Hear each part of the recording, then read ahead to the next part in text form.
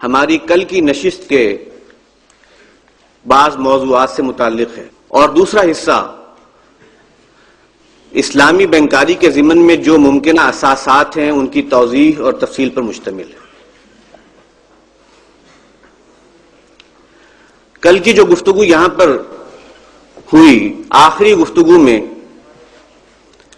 صدر مجلس محترم ڈاکٹر اسرار احمد صاحب نے ایک بات کی طرف اشارہ کیا، اور وہ بات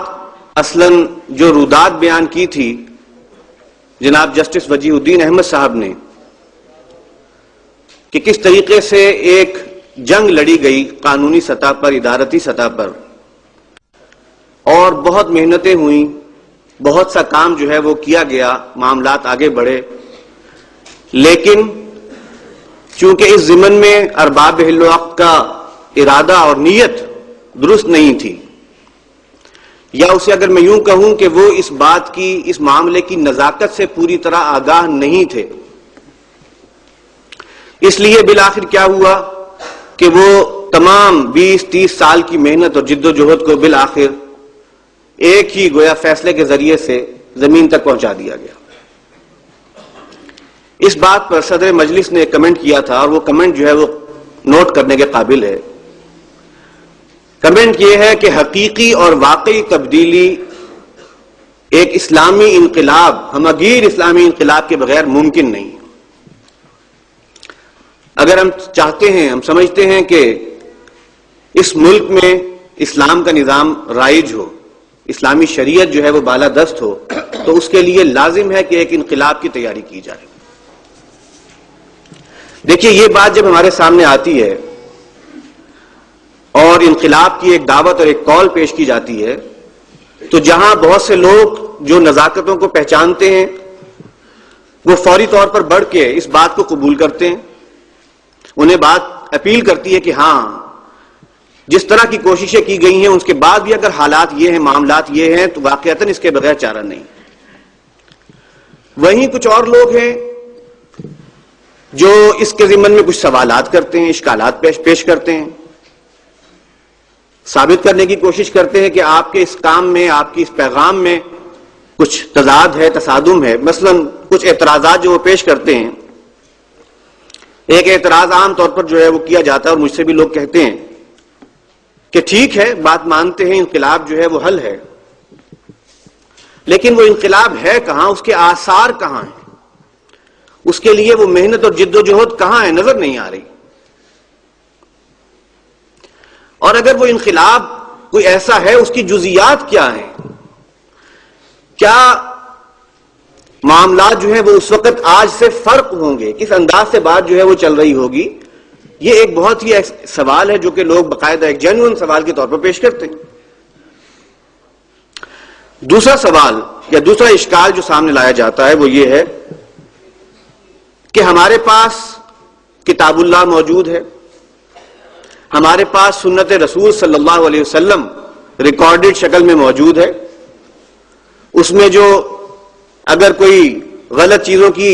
آمیزش ہو گئی تھی تو اب اس کو بھی پوری طرح سے تھریش آؤٹ کر دیا گیا ہے، اس کا بھی تجزیہ ہو چکا ہے کہ صحیح کیا ہے، غلط کیا ہے اس میں۔ اسی طرح سے جو ہمارے ائمہ تھے، اسلاف تھے، خاص طور پر جو اہل سنت کے اہم مسالک ہیں، اس کے جو ائمہ ہیں، انہوں نے بھی اجتہاد کی اپنے اپنے دور میں، آراء دی، بڑے معاملات کے ساتھ ساتھ جزیات تک کے ضمن میں جو ہے انہوں نے آراء دے دی، چیزیں بات سامنے پیش کر دی۔ اگر یہ سب باتیں موجود ہیں تو کیا وجہ ہے، کیا ضرورت ہے کہ ہم کسی انقلاب کا انتظار کریں؟ آج وہ کام ہم کیوں نہیں کر سکتے، ان چیزوں کو اختیار کیوں نہیں کر سکتے؟ اگر اسلام ایک برحق دین ہے اور اس میں انسانیت کے مسائل کا حل موجود ہے، تو پھر یہ چیزیں جو ہیں لوگ اس کی طرف راغب کیوں نہیں ہوتے؟ کچھ لوگ کچھ اور تاثر بھی پیش کرتے ہیں کہ اصل میں آپ کے پاس حل نہیں ہے کوئی۔ ایک اور اشکال جو بظاہر بہت جینوئن نظر آتا ہے وہ یہ ہے کہ اگر واقعی تبدیلی انقلاب کے بعد آنی ہے تو پھر آج یہ سیمینار منعقد کرنے کی کیا ضرورت ہے؟ آج لوگوں کے ذہنوں میں جو ہے گویا اس کے ضمن میں اگر کوئی چیز ہے تو گلٹ پیدا کرنے کی کیا ضرورت ہے؟ پوری طرح سے کوشش کی جائے اور اس انقلاب کے لیے جو ہے جد و جہد کو مرتکز کر دیا جائے. آج اس متبادل کو پیش کرنا جو ہے وہ مانی دارد، یہ کیا باتیں ہیں آج جو کی جا رہی. یہ ایک مکس قسم کا گویا ایک اس کے اوپر تبصرہ، اشکال اور سوالات پیش کیے جاتے. میں چاہتا ہوں کہ بہت ہی اختصار کے ساتھ اس کے ضمن میں چند باتیں عرض کر دوں تاکہ ہماری اس اسٹریٹجی کا جو ہم محنت کر رہے ہیں، جو جد و جہد کر رہے ہیں، اس کے نکات سامنے آ جائیں. دیکھیے، یہ ہماری ایک کنسیڈرڈ اوپینین ہے، ہمیں سوچی سمجھی رائے ہے کہ حقیقی اور واقعی تبدیلی جو صحیح معنوں میں اسلامی شریعت کے مطابق تبدیلی ہے وہ انقلاب کے بغیر ممکن نہیں. کل کی جو گفتگو تھی جسٹس صاحب کی، وہ ایک گفتگو گویا اس بات کا ایک بہت ہی بین ثبوت ہے کہ جو کچھ مرضی کر لو، اگر وہ انقلاب کے لیے ایک طاقت فراہم نہ ہو، ایک قوت فراہم نہ ہو، اور وہ جذبہ جو انقلاب کے پیچھے ہوتا ہے وہ فراہم نہ ہو، کوئی مثبت تبدیلی نہیں آتی، بات وہی کی وہیں رہتی ہے. درست ہے کہ آج انقلاب کے آثار کہیں نظر نہیں آ رہے، لیکن یہ بات سوچ لیجئے کہ ہم اگر اس بات کا دعویٰ کر رہے ہیں تو بحمد اللہ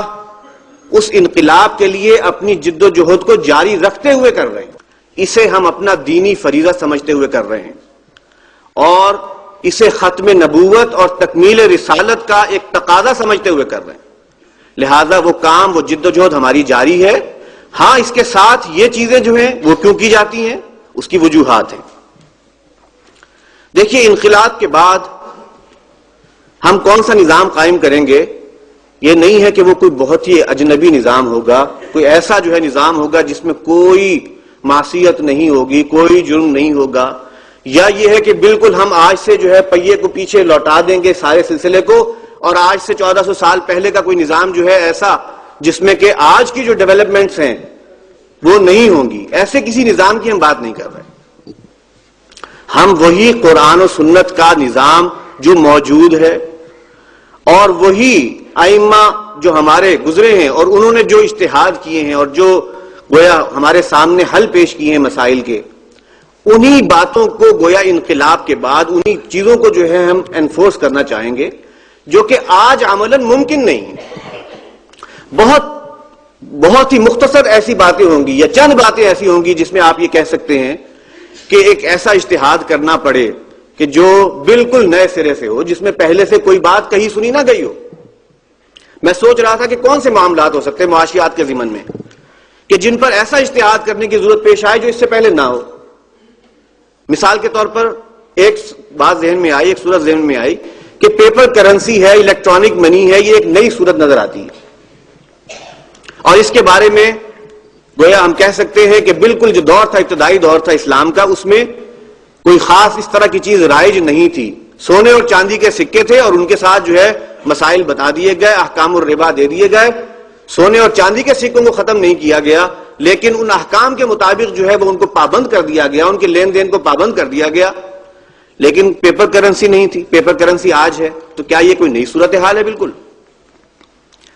اور آپ کی دلچسپی کے لیے عرض کروں کہ اس بات پر جب میں نے غور کیا اور کچھ مطالعہ کیا کہ پیچھے ہمارے ائمہ میں سے کسی نے اس بارے میں کوئی بات کی ہے، تو چیز سامنے یہ آئی کہ امام مالک نے اس ضمن میں گفتگو کی ہوئی ہے. انہوں نے اس کے مسائل لکھے ہوئے کہ اگر کسی علاقے میں کسی جگہ پر سونے اور چاندی کی کرنسی نہ ہو، اس کی جگہ پر کوئی اور کرنسی ہو، فلوس ہو،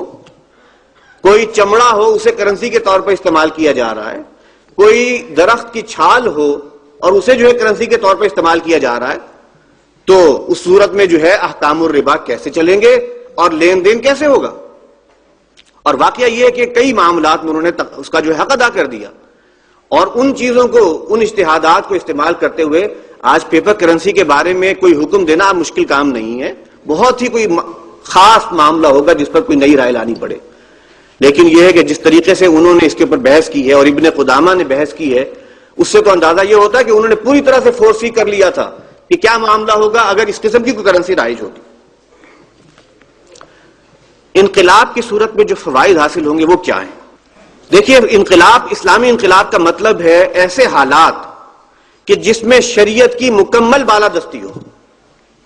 کوئی اف اینڈ بٹ کا امکان نہ ہو. آج ہمارے لیے کیا ہوتا ہے